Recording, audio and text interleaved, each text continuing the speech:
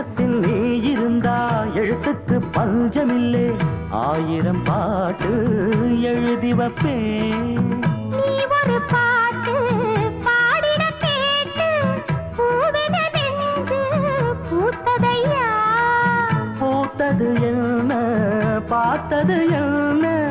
கேட்டது தானா கிடைச்சதம்மா அன்பாக என்ன கொஞ்சம் ஆதரிக்க வேணும் அள்ளி